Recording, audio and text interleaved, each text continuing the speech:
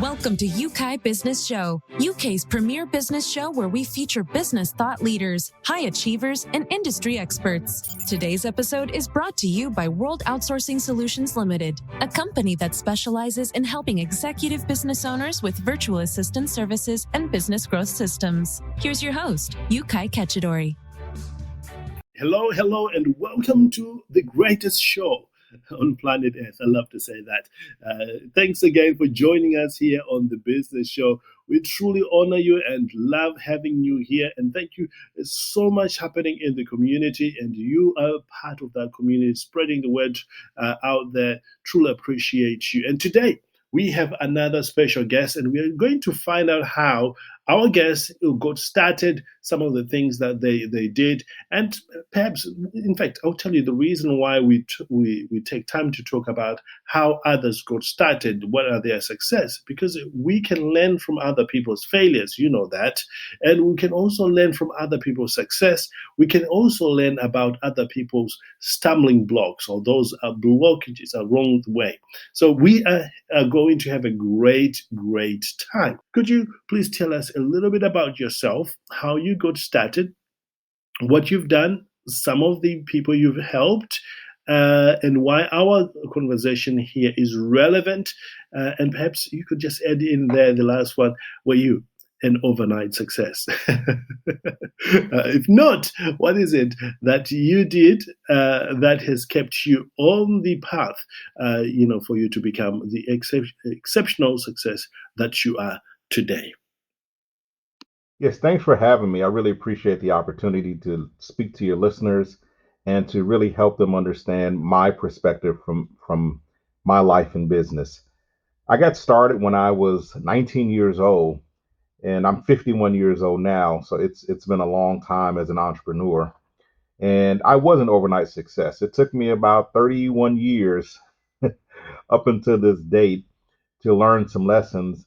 And the other piece is I'm still learning. Entrepreneurship is a lifestyle. It's not a destination. It's not a job. It's the way you live. It's how you interact with people on a daily basis. It's the way you conduct yourself in your personal and business life. So I love being an entrepreneur. Some of the things that I've done, experiences I've had, I ran a technology firm for 29 years.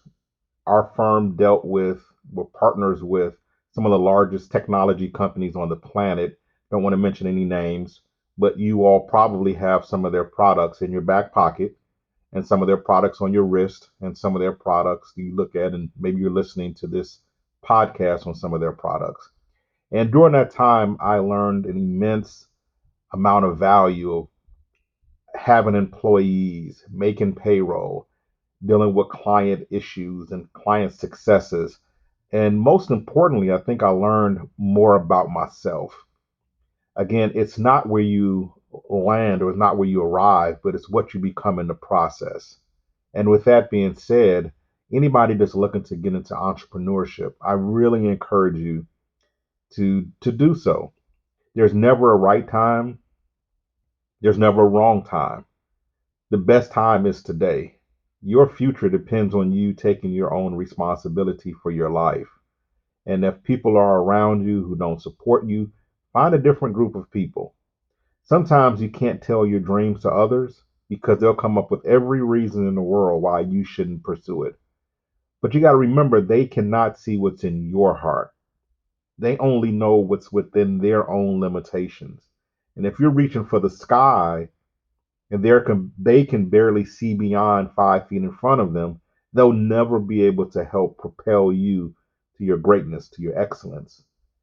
Entrepreneurship is just one way, but in my life, it's been the best way for me to provide for myself, my family, my community, people around the world. And I would highly recommend it to anyone who's considering getting into entrepreneurship. Wow. Incredible. Absolutely incredible. Love that. I appreciate what you just shared there because, I can see myself in there.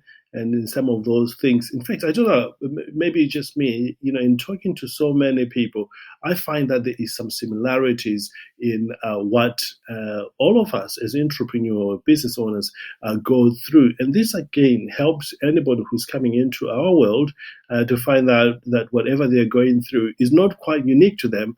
It happens to all of us. It's a journey that we all go through. Let's talk about some of the roadblocks that you had to face earlier on and how you overcame them. Sure, that's a great question. At some point in your life as an entrepreneur, doubt will set in. Are you really made for this? Especially when you deal with tough times, that you make the right decision. Are you putting your family in a position where they may not have food and shelter and things of that nature because times are slow, or you're dealing with difficult clients and you're not sure if you're going to be able to keep them on? I think during those times, you really have to dig deep and know that if this is a passion, if this is a love of yours, that those moments will pass. You will get through them. And the beautiful thing is, like I mentioned in previous segment, what you become is so much more valuable than anything that you can purchase as an entrepreneur. So when you have these difficult times, they will pass, and you'll learn about yourself. You'll learn that you're more resilient than you ever thought. You'll learn that you can handle things in ways that you never envisioned, never thought were possible. You'll be able to get more faith and have more faith that things will get better. The only way you go through and pass those things, those tests, is to encounter them. So we don't want to shy away from them. We also don't want to attract them. However, we have to understand that there is a reality that early on and even later in your entrepreneurial life, there are going to be some challenges, but they are just mere pit stops. They're not roadblocks. They're just a little speed bump for you to get over. And they're really there to help you recalibrate your business, to recalibrate your mindset, to test you, to make sure that, yes, you are willing to go down this road and stay on this journey. And that's really what they are. During those tough times, I've reached out to other entrepreneurs and had conversations with them. And the thing that I learned during those times is they've experienced the exact same things that I'm dealing with today. Maybe there's a little difference, but they've experienced similar situations. And they were able to shed light on how they dealt with them. They were able to tell me how they felt, and our feelings mirrored each other. And I thought, man, wow, I'm not the only one going through this. I'm not the only person having this challenge. So maybe it's not just me and my skills or me not doing something the correct way. This is just how it is. And other people are dealing with the same thing. And you get this bounce of energy, get this bounce of satisfaction, even though the problem hasn't gone away, but you see that, wow, somebody else has overcome this. Man, I can do the same thing. So early on and later in your life as an entrepreneur, you'll face roadblocks, but they are simply tests to get you past those moments, to prove to yourself and to prove to the universe that this is what you should be doing. Awesome.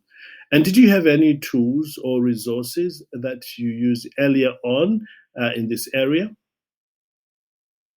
Yes, as far as tools are concerned, I would say it may sound strange, but the best tool I used was my network of business owners, of people who I knew who also ran small businesses at that point. Because technology tools will come and go. There will be another product on the market in 6 months. There will be another solution, technological or marketing solution in a year. And those are going to come and go in business. One of the most powerful tools you have is your human network. It's the people who can help you navigate the challenges and the challenges and the pitfalls that come with entrepreneurship. And I've developed some excellent relationships with business owners over the years, and we've laughed together, we've cried together, we failed at the same time, and we succeeded at the same time. But again, it's that journey. Entrepreneurship is a long journey, it's a marathon. And you want to be on that journey with other people of like mind and like interest. That's what's going to get you through. That is the biggest tool that you can develop, that you can utilize as an entrepreneur, is your human network. So I would encourage you to reach out to other entrepreneurs early on and just ask them questions. And by all means, make sure that when they give you advice, you take it to heart. You don't have to follow every single thing, but when an entrepreneur shares wisdom with you, deep down inside, they want you to take some of that guidance. Otherwise, it's a waste of time for them. I think I know the answer to my next question here, but for the benefit of everybody listening, especially my dear friend Bill over there, uh, Bill, don't worry. I'm sorry I'm putting you on the spot there, brother, but uh, let's just dive deep. Did you have any early mentors, or did you figure out all this by yourself? There are always mentors. Mentors can come in different shapes and sizes. Early on, before I knew other entrepreneurs, and this is before the dawn of the internet as we know it today, where you couldn't just do a Google search. It was much different then. But the mentors that I had were within the pages of books. I read so many biographies and autobiographies and memoirs and learned what the Bill Gates of the world and Warren Buffett's and Larry Ellison's, how they navigated the technology business and how they were innovators in their time. And they became mentors. I could never speak to them, but when someone writes a book, they typically put their heart and soul in that book. And they share things that are extremely valuable because they want to teach, they want to help people. So early on, the mentors were these huge technology giants that I did not have proximity to. I couldn't touch them, but they shared their wisdom. They shared everything that was in their brains. They shared how they dealt with things, and they shared them within the pages of the books that they wrote. And I read every single book that I could to learn more about them and how they navigated this thing called entrepreneurship. And then later, I was able to develop relationships with other business owners, as I mentioned in the previous segment. And those were the people who I could sit down with and have a cup of tea. I can look at them in their eyes and see the joy and see the pain and get that personal interaction, which brought entrepreneurship even more closely to my heart because you saw what other people were dealing with who were in a similar position that you are in. And mentors are extremely important to any business owner. You have to have someone who has been where you're looking to go, someone who is where you're looking to go.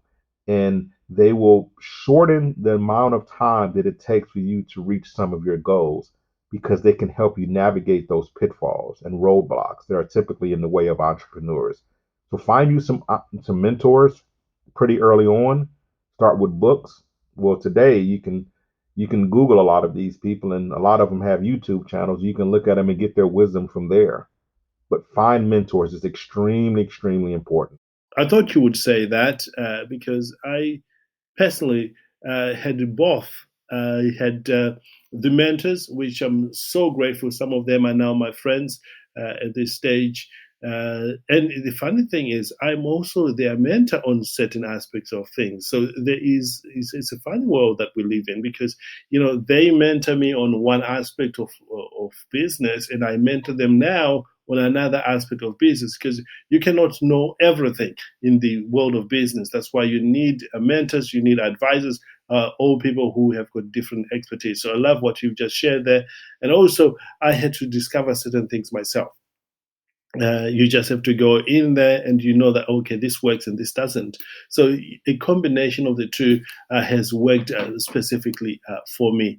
Let's talk about your first major breakthrough in this area. How did it come about, and what did it do for you in your own belief about your abilities and perhaps in this concept? That's great when you mention your own beliefs. And looking back, I think one of the breakthroughs was getting my first client.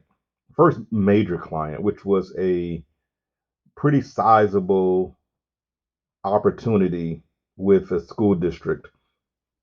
And what I mean by sizable, not just revenue standpoint, but scope. It was a big deal for us that really challenged the systems and processes that we had in place already. And the reason why I say it was a breakthrough because there's something unique about the feeling that you have when you get a client, whether it's your first or your 15th or your 5,000th client. Because what it tells you is somebody believes in you enough to make an investment in what your solution is. I mean, think about that. Another human being is saying, I value you and believe in you enough that I'm going to take my hard earned money and give it to you in exchange for the thing that you're telling me is going to help me with a problem or a desire that I have. That's proof. That's proof of concept. It's proof that you've done a great job of promoting who you are, that you've done a good job of building some reputation at some level where people are comfortable enough and vulnerable enough to give you a chance.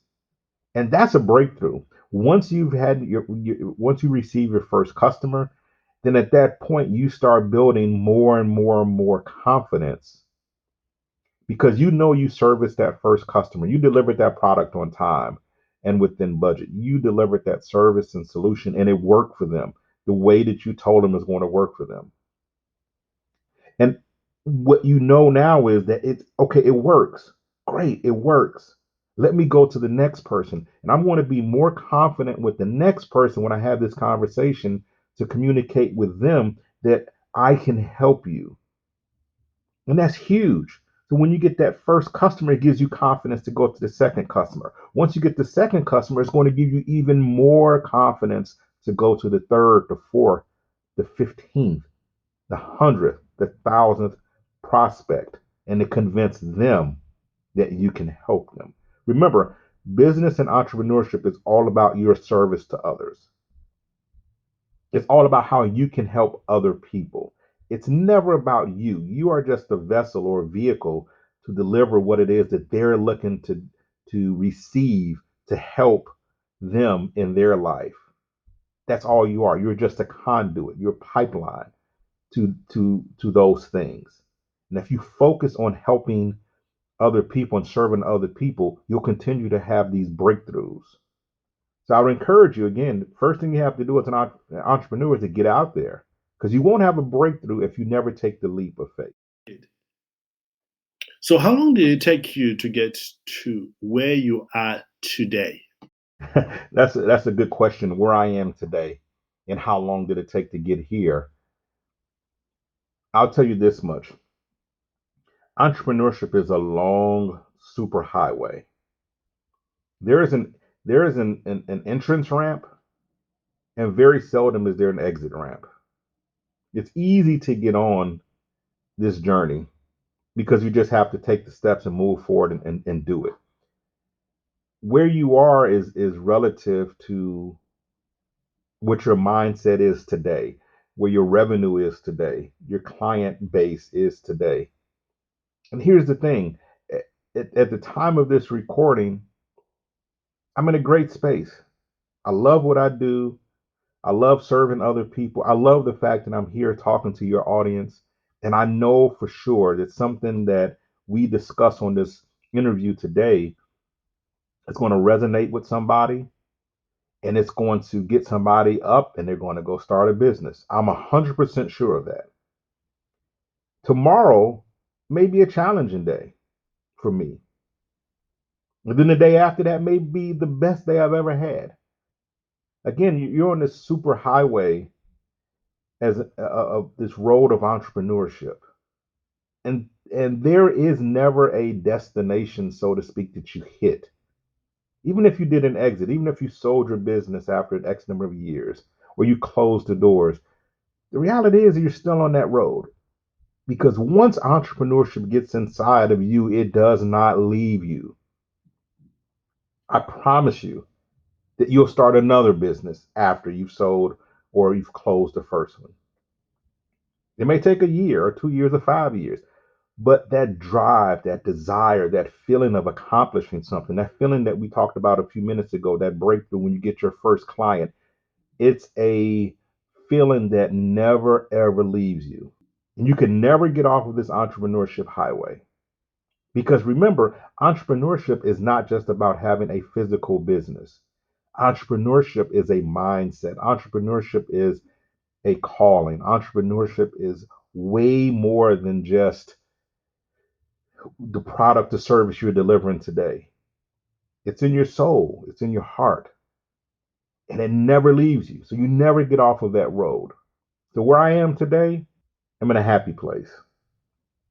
How long did it take me to get here? I've been in business since 1991.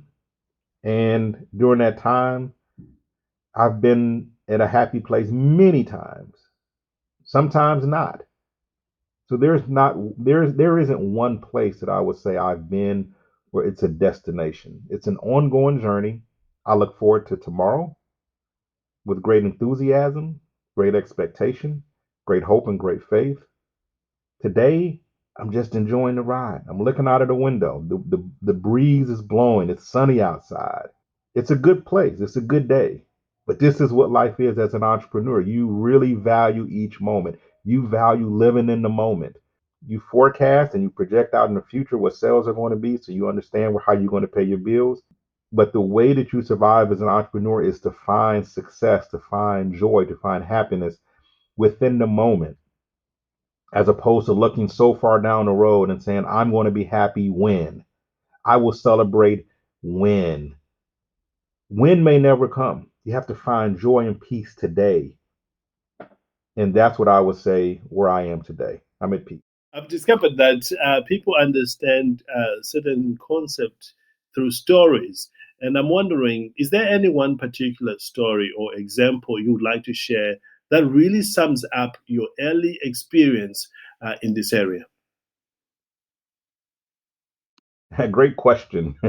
Early experiences and expertise. That's a tricky one, but one quick thing I remember being at a meeting, and it was a group of 53 other business people, and it was a new organization, a membership organization that I had joined. I was so impressed. I'd seen a lot of these people in magazines that I read. I saw them on TV and different interviews. And I just remember being in the room at my first meeting after I was allowed to join or accepted into this organization.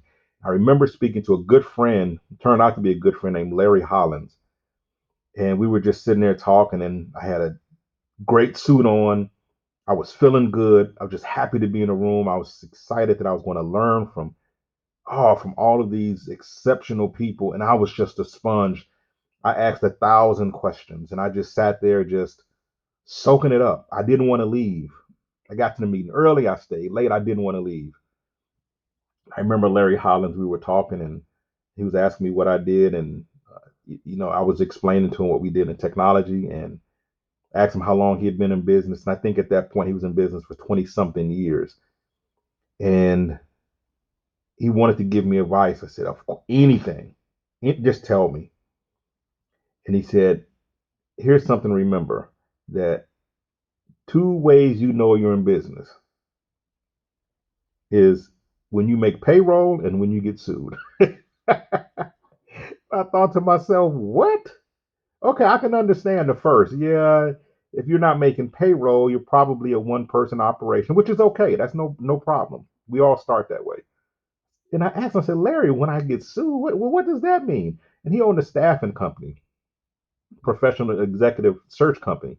I said, well, how do you get sued for selecting people to be presidents of universities and corporations? He said, it's just part of the territory. And I just remember that early experience. What it did for me was hearing that from a seasoned veteran, a seasoned entrepreneur. What it told me was I need to put things in place today in case what Larry says ever comes true. And that was one of the most valuable things that any business owner has told me. And what I did from that moment on, the next day when I got to the office, was I made sure that when our team members sent emails. And I told them, I said, don't put anything in an email that you can't defend if you're talking to an attorney. Anything. So let's make sure we have documents and saved and stored in the cloud so that we can always access them just in case. Let's make sure that every time we did work for a client, we had paperwork in place, an agreement, a contract in place, and the deliverables were line itemed out. So they knew what we were delivering to them, and we knew what their expectations were. So at that particular point, after talking to Larry, I made sure my business was rock solid, tight from a legal standpoint in terms of making sure that every I was dotted and T was crossed, all of our paperwork, making sure that when we hired people, we hired them the right way as official employees and not paying them under the table like a lot of people did. So that was when I knew from an early experience that wow, I'm an entrepreneur. Little things like that taught me so much. Indeed. I'm just wondering, how is the world in this area different now than when you got started? Because I can imagine that things are quite different from when you started back then. That's a great point. The world is much different. When I got started, there again, the internet was not what it is today. The internet was a you would click on a button and it would take 20, 30 seconds to connect to it. And there really wasn't a search like there is today where you can find anything. Because remember, at that point, there was nothing really stored on the internet. It was basically a tool that universities and colleges used to communicate with each other. And that was really what it was, in government agencies. So you couldn't search and pull up a video on how to change a tire or how to start a business. It's much different. The other thing now is with social media, everyone has an opinion. And here's the reality, it's a controversial statement, but not everybody needs a camera or should have a camera. And not everybody should have, or need, I should say, not everyone needs to be on social media offering their commentary on other people's lives, right? And there are so many false reviews today of businesses. There are so many false comments that are written and viewed as correct and accurate and authentic about people's businesses. You can go to a restaurant and get ready to go to a restaurant, look up a review, and they have all really, really good reviews, and you get there and it's the worst thing on earth. Conversely, you can look up reviews and they're worst reviews ever, and you know for a fact that it's the best restaurant you've ever been to. And a lot of that is competition, hiring firms to write fake reviews, good or bad. We didn't have that when I started out. It's much different. When I started out, we had word of mouth, and the word of mouth seemed to be the law at that particular point. If you did good work, people spoke the truth because there was no medium, there was no platform for them to make comments and say things and hide behind a screen, a mobile device. You never got to see them, right? Today, you never get to see the people making the comments. When I first started out, when I was first coming up in business, the only way you can hear a comment from somebody is to be in front of them. And people wouldn't make negative comments because there was more civility at that point. You had to have relationships. You built relationships with people. You knew about their family members. You knew their points of pain and things that they were very happy and proud of. It's much different today. However, today you can take those tools that we have in place, social media and some of the other tools that we didn't have back in the day, and use them to your advantage if you know how to do it in a productive way. Remember that your customer is the hero in the story. If you have a business and you're just posting a bunch of selfies, and I'm a prospect looking to do business, and I come across your profile, and all I see is pictures of you standing next to a flashy car or a selfie of you smiling with palm trees in the background, that does not tell me how you're going to help me with my needs or my wants. So why would I hire you to do anything? So with social media today, make the customer the hero. Show pictures and images and provide copy text on your site that lets the customers know how you're going to help them and why they should choose you. So back in the day, all we had was websites. Today, you have 20 different ways to communicate with customers. There are some pitfalls, but the vast majority of the sources or platforms out there, you can use them for your good if you don't focus on yourself and you focus on the customer. Mm. I'm curious, if you had to start all over again in this area, in today's world, with today's tools, time constraints, which we all have, and other factors, what would you do perhaps differently, more of, or perhaps even less of, or maybe faster? What would you do different? Or maybe you would not do at all. I'm curious if you could help us maybe paint a better picture of what we can expect now. Great question. Today's world, what would I do differently? Probably 1,000 things and then probably nothing. What I mean by that is entrepreneurship is about relationships. And I would continue, if I started a business today, I would focus on building true relationships with my clients and the prospective clients. I wouldn't change that. As far as what's available today, as opposed to what was available back in the day, I would have to cast a much larger net to catch many more fish. Meaning that when I started my business, the only thing you could do was to start local. I could only reach out and touch so many people because we didn't have the platforms that we have today to connect to different states, different countries, different continents. So if I started today, I would immediately reach out to local prospective customers, national and international at the same time. I would definitely do that. And what that does is if I can reach out to 1,000 or 100,000 people a day through LinkedIn or other platforms, that's way better than when I started, which was just being able to call one person at a time, to send one email at a time. Imagine that. Imagine starting a business where that was your way of marketing and everything was print media. You can take out ads in newspapers, for $1,500 that ran once in a time that not many people read newspapers. Today, you can do it free and you can reach people around the world. 7.6 billion people are on the planet Earth, and you can reach the vast majority of them with one click. So I would definitely do that. And I would scale much faster because of that, because of the capabilities that we have today. And I would also have the opportunity to reach out to more mentors because I would be able to find them in the places where they reside today. And I couldn't back in the day because all of them are on social media somehow, some way.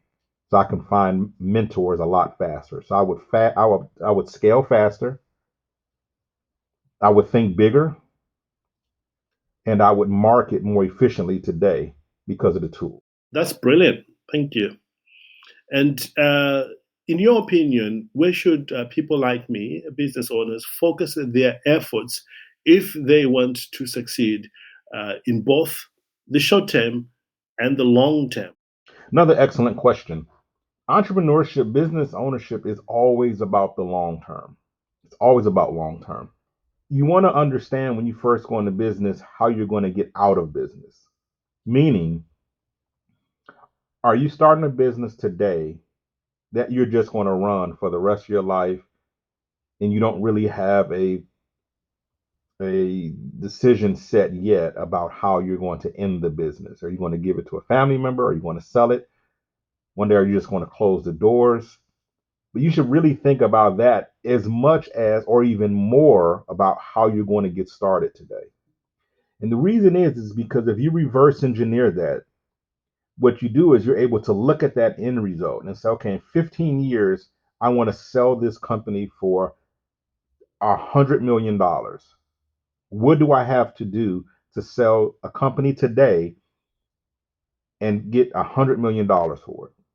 Well, it needs to be a company that is of size, meaning that you have clients around the world, that you have a loyal following, which means that your customers continue to come back to you for the same products or solutions. So you have recurring revenue, that you have systems in place that if another buyer came in and purchased your company and you are no longer involved in that company, will the company be able to stand on its own two feet, two legs? You have systems in place for payroll. You have systems in place for hiring people. You have systems in place to manage contracts and negotiate contracts with customers. Absent of you being there, if you were to take yourself out of the equation, can your company survive for a year, 5 years, 10 years? When you think about that, and you think about 15 years from now, what you're going to do is as you start your business today, inherently, you're going to start putting those measures in place today, even when you're a one man operation. How can I start this business so that it runs on its own? And if you start that way, you're going to end that way.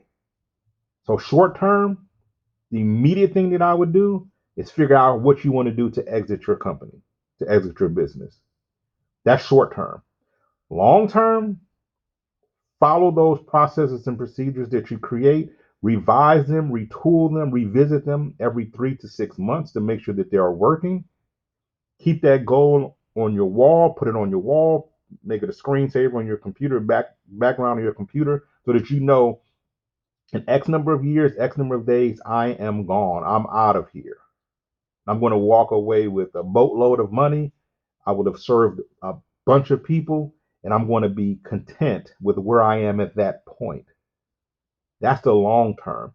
For the short term, get a mentor, put processes and procedures in place so that your business is not dependent on you every single day, and find the best people that you can to help you with this process. Don't just find a warm body who's breathing and who has blood flowing through their veins to work on your team. That's the absolute wrong thing to do.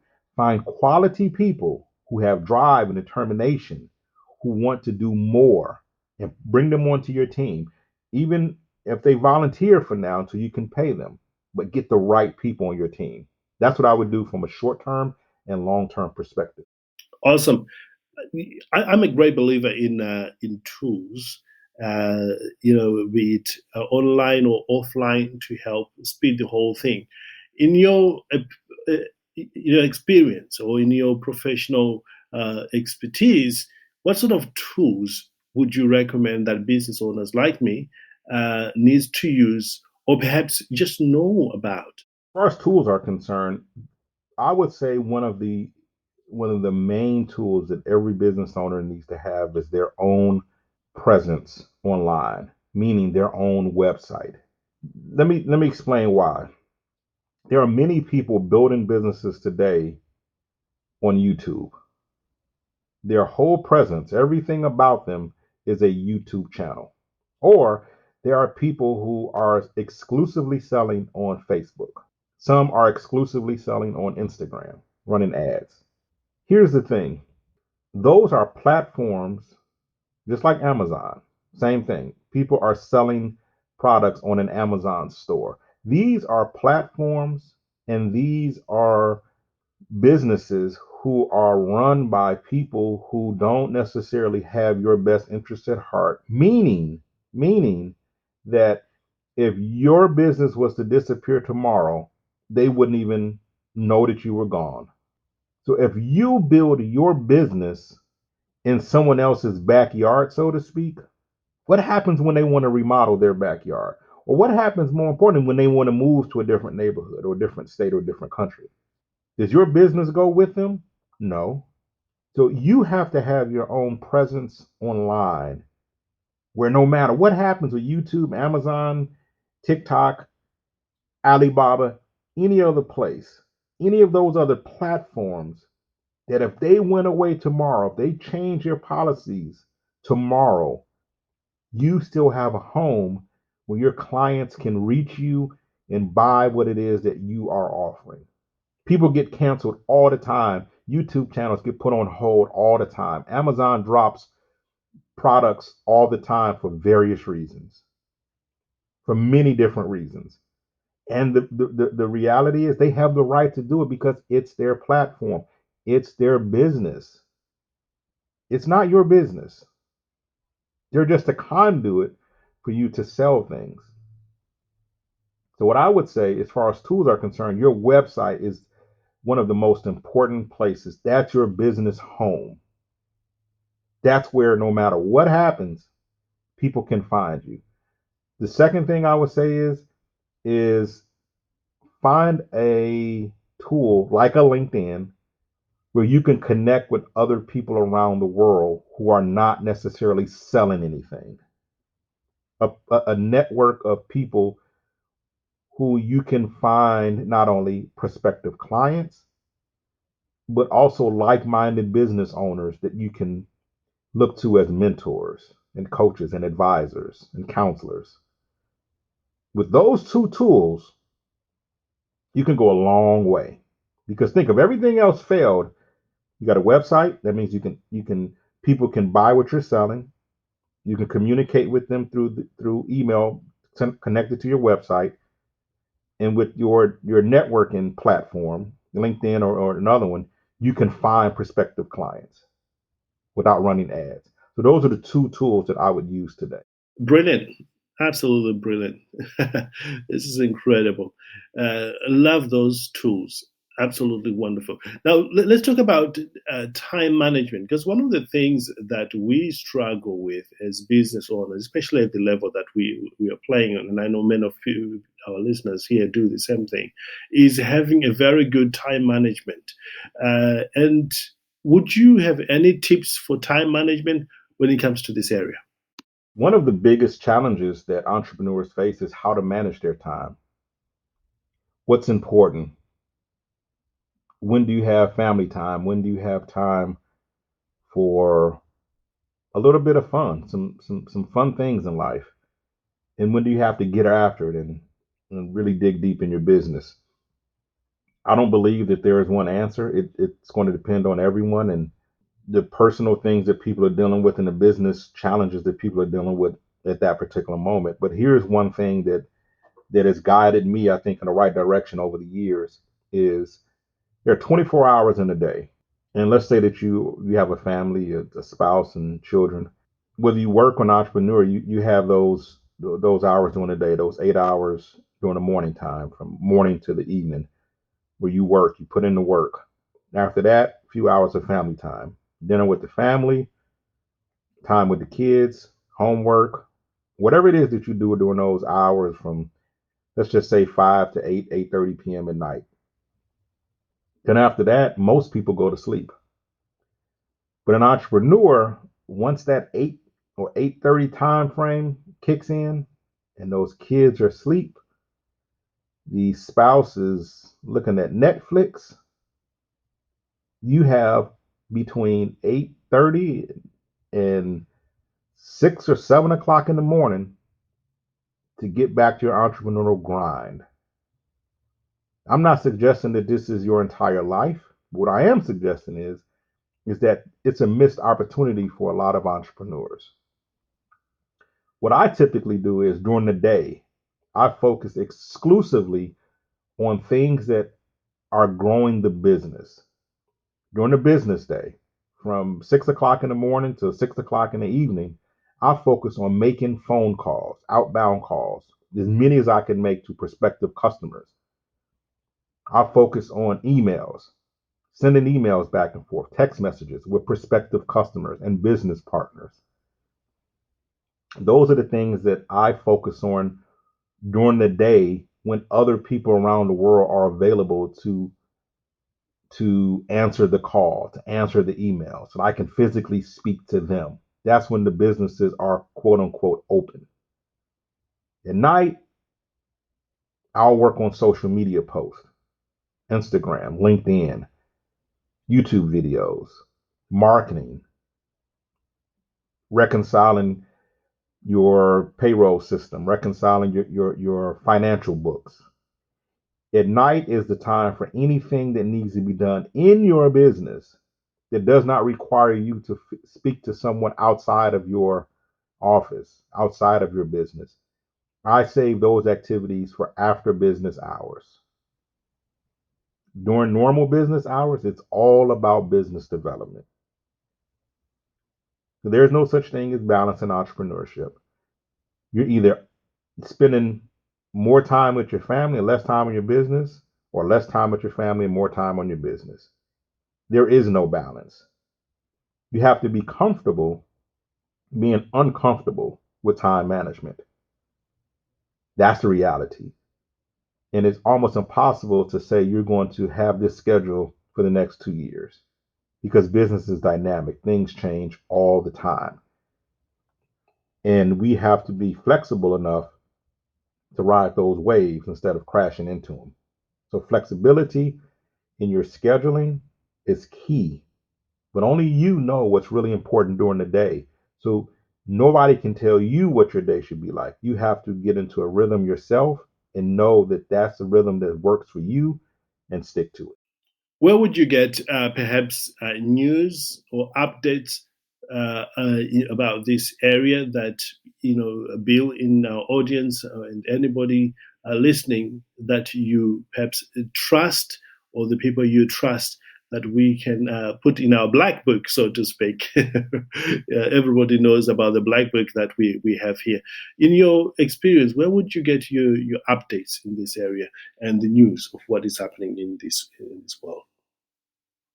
Great question. I avoid the news like it's the worst thing on earth because it's a distraction. It watching the news alters your mindset. You either get excited about some news stories, which is rare, or you get very sad about news stories. And that carries over to your personal and your business life. So as an entrepreneur, I don't look at the news. If there is something that is happening that's so devastating in the world, what I know for sure from experience is someone is going to physically call me. A family member or a friend is going to say, hey, such and such just happened, was about to happen. And then in that moment, then I'll dig into that story. Other than that, I don't need to know the details of crime and politics and corruption. I don't need those details on a daily basis. So I avoid the news because it gives me peace so that I can focus on my entrepreneurial goals. You have to be very focused as a business owner. You can't have a lot of distractions coming in from all sides. I don't wear a watch, a smartwatch, because I don't want constant notifications going off on my wrist every 2 seconds. I'm trying to have conversations and trying to come up with great ideas of how to help new customers. I don't my cell phone does not push out email notifications to me, meaning that if I need to check email on my phone, I have to physically go into an app and open that app and request that my email is downloaded or my email is displayed to me. I don't subscribe to news sites and get notifications from them on my phone. The only notifications that ring on my phone is a cell phone call, a text message, and a register clicking cha-ching when there's a new sale on my site. Those are the only notifications that come to me. That's it. So I'm very focused on not listening to news and things of that nature. As far as people who I trust, I look at people. There's this thing called social proof, which is 100% oxymoron. There is no such thing as social proof today. And I hear a lot of people saying that, well, when I look up somebody to listen to on the internet, I look at their social media profiles, and if they look like they know what they're talking about, then I will trust what they say. That's the worst thing you could do on earth. The worst. Anybody can take a picture next to a car that they don't own. Anybody can take a picture next to a house that they don't own, or even go inside and do a house tour with a real estate agent and take a quick picture and don't own that home. Anybody can take pictures with fake money, and anybody can take pictures looking like they're on vacation all the time. What I do is I go to the people who I know for sure who've proven over the years that they are good, solid business people who have built major corporations, and I follow them. For example, Gary Vaynerchuk, hugely successful. I listen to Gary because Gary is the real deal. He's not selling you anything. He's just giving you solid business advice. I listen to people like Elon Musk to a certain extent, not when he's talking about politics or things of that nature, but because of what he's done with Tesla and SpaceX in his early days in PayPal. So I'll follow people like that. When I say follow, don't necessarily follow on social media. I'll go to their sites and look at what they're talking about on specific issues. So there are a few people that I trust just because they are proven commodities in the marketplace. But I'm very, very skeptical of looking at a YouTube video and seeing someone who's 15 years old saying that they make $700,000 a month. It's just fake. And you have to really weed through that stuff. The other thing is I read books. I typically read one book a week. And what I tell you is you won't see any fake gurus who have written solid books, meaning that they won't take the time to write a 300 or 400 page book. They'll try to sell you a bunch of garbage on the internet that are fake products to get you to buy. And then once you've bought this subscription, you realize you're not getting anything. But I'll read books from Larry Ellison. I'll read books from just a bunch of different people who are experts in business. And with that, that's where I get my information. Awesome. Incredible. I'll have to check those one out. Do you think it's easier today or harder for new business owners like, Maria was talking to earlier on today, starting out than it was for you when you got started? And if it is, why? Or maybe why not? Yes. It's 1,000% easier to start a business today than it was when I did. When I did, you had to hire an accountant or an attorney to fill out the articles of incorporation to start a business. You had to advertise in a physical newspaper for a certain period of time if you were starting a sole proprietorship. Much more difficult back then. Today, you can go to a site and fill out a form and have a tax ID number in the United States in 10 minutes, right? It's easier. The process, to be clear, the process of forming a legal corporation on paper is easier. However, what I see is that a lot of people who are forming corporations today on paper are not actually running and owning businesses. Two different things. A lot of people who have a corporation on paper, and then there are those who are actually running businesses, running corporations, hiring people, making payroll, paying payroll taxes, paying corporate taxes at the end of the year. There aren't that many of them compared to the number of people who are just starting these LLCs. And in America, an LLC is a limited liability corporation, and it seems to be the buzz phrase these days. And the thing about that is most of the time it may be the right business model. Other times it's the total wrong business model to have. But it's just a trend. It's a fad, even though LLCs have been around for 20 plus years. So it's easier today to start the company, but actually getting clients and things of that nature and forming a company and building the infrastructure that's going to last for 20, 30 years. I don't think the mindset is there for the vast majority of people who are just filling out the paperwork because they want a quick hit. They want some paperwork so they can make some quick money. They're not really committed to building a company. And 6 months from now, a year from now, you won't hear from them. They'll be gone because they just really wanted the fast money, thus using a company to try to accomplish that. But the real entrepreneurs, the true entrepreneurs, they are forming businesses today. It's easier today for them to do that. But the work of growing a company is the work still has to be done. There is no shortcut to that. And there's a tremendous amount of work that it takes to build a corporation, not just the easy paperwork. Awesome. We are just coming toward the end of our time here together. And, I always like to ask this question. Probably my listeners have heard me ask this many, many times. And it is, what final thoughts do you have to help motivate business owners to get started or take action right now and move their lives and their business to the next level?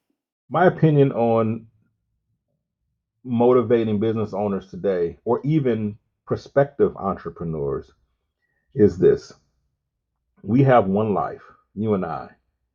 And if you sit down in a quiet place and think about the things that you want to do in life, the life that you want to have for yourself and for your family members. The world is such a beautiful place when you travel. The places that you envision going one day that you haven't been. Maybe you've only seen them through pictures or videos on the internet.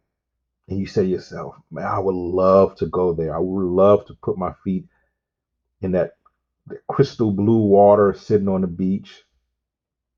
I would love to walk through the jungles in Asia.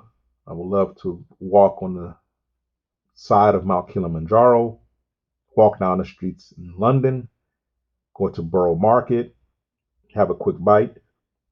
When you think about all of those things, there is one path that gets you closer to achieving those dreams and those goals more than anything else. And that's entrepreneurship. If you work for someone else, you will only grow to a point within that organization that organization allows anybody to grow to. Meaning that if you started a corporation in 20 years, you may not be much further along than you are today. But as an entrepreneur, every single day that you wake up, you have an opportunity to grow your business to unlimited potential every single day. You can go out today and get 50 new clients. You can go out today and find people all around the world to work with you, to help you, to grow your vision. And when you start making money, you're going to have that tool, because money is nothing more than a tool. It's a resource. You're going to have a resource, a tool that's going to allow you to travel. It's going to allow you to put your family in a better financial position. It's going to allow you to enjoy the things that life has to offer. It's going to allow you to help other people, which is going to give you more joy than anything that you can buy. So I would encourage everyone listening, everyone, even if you're working today, if you never thought about owning a business, I would encourage you to consider entrepreneurship, to understand that it is the main way most people, especially in the US, have gained a level of wealth and have gone on to be able to help and hire other people. And I would just encourage all of you all, just get started. Do what you can do today to get your business started. I'm always available to help people. I believe my contact information is going to be listed. I'm always available to even just having a free conversation with people and learning about the ideas that they have. And if I can help in any way to encourage them one-on-one, I'm all for it. Because reality is, we need more entrepreneurs. I want to see young people starting businesses. I want to see other people around the world going down this road. And I want to be there to help them when they run into a pitfall, a roadblock. Say, hey, I've been through that. This is how you deal with it. Okay? Okay, you good? All right. Check in with me next month. Let me know that you got through it. No problem. That's what I'm looking forward to. So we have to build this community of entrepreneurs. It's up to you to decide today what you want your future to look like and how you want to show up to the world. That's what we need to do. That's what we need more of. And it's our responsibility to take care of our own lives. No one else is going to get you to where you want to go. Nobody. Because everybody else is trying to figure out their lives. So get out today, start something. Reach out. I'll help. It's no problem. It's a community of us. Outstanding. Well, thank you so much for a great interview. And I know there will be people listening today that would love to connect with you and really get perhaps to explore some of the aspects that we did not manage to talk about in this episode. Where can they connect with you? Where can they find you? Have you got a website, or is it just social media? Well, I thank you for giving me this opportunity to speak to your audience. And to the audience members, you can reach me on my website, which is tonyrkitchens.com. That's TONY, R like Robert, KITCHENS.com. TonyRKitchens.com. I'm also on LinkedIn, and you can find me on LinkedIn at Tony R. Kitchens as well. And on YouTube at Tony Kitchens, TonyKitchens. So reach out to me. I'm available. I'm accessible. I respond to my own messages. Well, there you have it, ladies and gentlemen. What a great conversation we've just had here today. And as we always say, never leave a place of discovering a new concept, idea, or a new way of doing things without scheduling a time when you're going to be implementing that. And the reason we do that is because when you schedule something, it is now known, proven that when it's scheduled, it is going to happen. And again, this is a coaching session. When you find yourself not doing what you had scheduled to do, you may want to find the reason behind not following through. Because not following through in that area, that thing that is stopping you from following through could be stopping you from following through on other areas of your life that you need to deal with right now. And once you find that reason why, you'll be able to follow through on all areas of your life that you want to achieve. So again, make sure you circle that and do everything you can do. And one of the things that we've put in place to help you make sure you follow through is the community. And I know many of you are already part of the community right now. But if you're not yet a member of the community, can I ask you, just click the link below and you'll be taken to an account where you create your own account. Download the app onto your phone and just dive in and start talking to other people and ask your questions and begin to help other people as well. But for you, ladies and gentlemen, if you need help and assistance, you know what to do. Until next time, live well, live with passion, know that the best is truly, I believe it is truly yet to come. Thanks again and talk to you soon. Bye-bye. Thank you for listening to Yeukai Business Show. We will be back to bring you more episodes with success stories and advice straight from the experts. Want more? Check out www.yukaibusinessshow.com. Get your free trial of our virtual assistant service today. Just visit www.worldoutsourcingsolutions.com. Quote WOS18 or send us an email at support@worldoutsourcingsolutions.com.